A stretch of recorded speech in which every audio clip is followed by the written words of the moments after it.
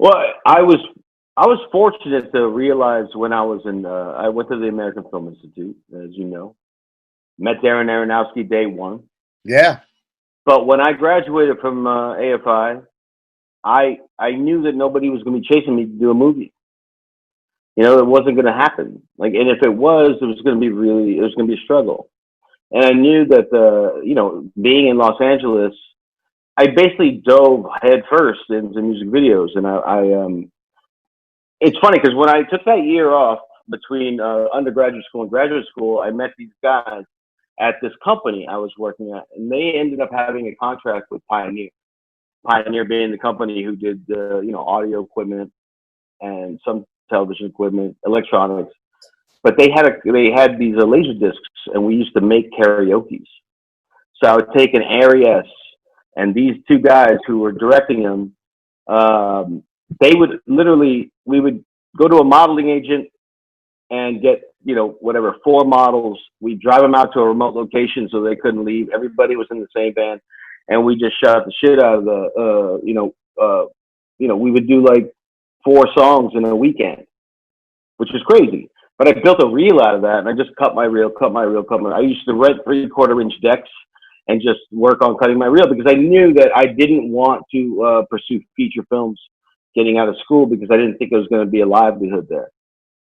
So I just targeted music videos because I had been enamored by it. I was like I said, like, you know, I wanted to present petty crime films to MTV, and MTV was still relevant, and BET became really relevant at the time too. So, you know, I started doing $20,000, $10,000, $20,000, and $30,000 rap videos when I got out.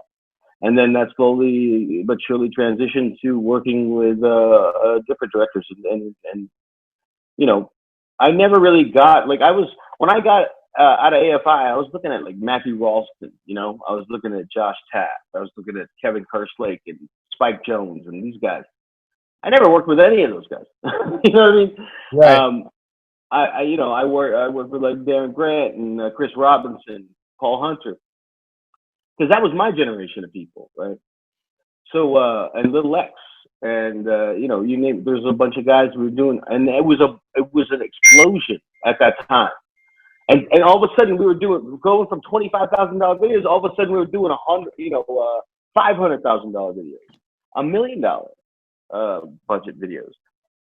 I mean, it was crazy. Like I look back at the time, it's probably the happiest I've ever been. Like I was young, and the world was blowing up, and we would see our work almost immediately on television, and there was a satisfaction to it that I don't know that people get today, because there's a satisfaction to the work, but there's also a satisfaction to people seeing new shit.